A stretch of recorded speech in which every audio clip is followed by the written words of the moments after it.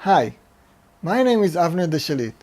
My colleague and friend Daniel Bell and I published a book with Princeton University Press called The Spirit of Cities: Why the Identity of a City Matters in a Global Age. The book has two arguments. First, that because of globalism and the global era, differences between states are minimalized in terms of the political values of your state. And therefore there is, so to speak, a vacuum. And therefore cities become an alternative, because people do want to feel that they have a particular identity of their own, a political identity. As an example, and since I am a Jerusalemite, let me take you through the streets of Jerusalem and show you what I mean. In 1995, our university hosted a professor from Canada, and I was asked to book a hotel room for him. I booked him a regular 5-star hotel room, and when he saw it, he was disappointed deeply. He said, it's Jerusalem, I was expecting something different.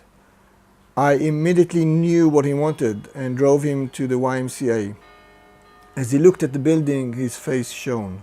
It has 3 wings, representing the Christian Trinitarian formula of the Father, the Son, and the Holy Spirit. But the 3 wings also represent the unity of mind, spirit, and body, and naturally the 3 monotheistic religions. At the top of the northern wing is carved the Jewish declaration of faith, "Hear, O Israel, the Lord our God, the Lord is one." At the top of the southern wing is carved the Muslim declaration of faith in the oneness of God. There is no God but Allah.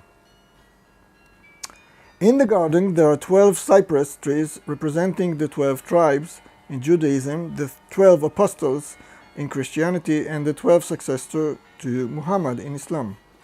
Now, what we want to say in the book is that while religion and faith can be a story of harmony and empowerment, it might also deteriorate to something very different. And in a way, Jerusalem shows this. In the Muristan, you see coexistence of 3 monotheistic religions. Jews live here around the mosques and churches. Religious objects of all religions are sold side by side, and people of all colors enjoy their time side by side. Of course, they play backgammon, sheshbesh, and smoke their hookah or water pipe. We are joining a group of Christians praying at the Church of the Holy Sepulchre, where, according to Christianity, Jesus was buried.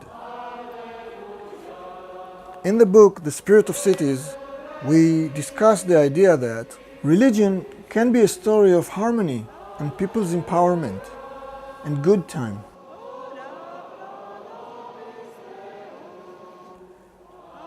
Now we see a group of Muslims praying at the Al-Aqsa Mosque. According to Islam, Muhammad visited Jerusalem here, including an ascension into the heavens. This is shot during the Ramadan, the holy month. And here, Jews are praying near the Wailing Wall, the remains of the Jewish temple. What you see is Birkat Kohanim, the priestly blessing. May God bless you and guard you. May God cause his countenance to shine upon you and be gracious to you. May God lift up his countenance to you and grant you peace.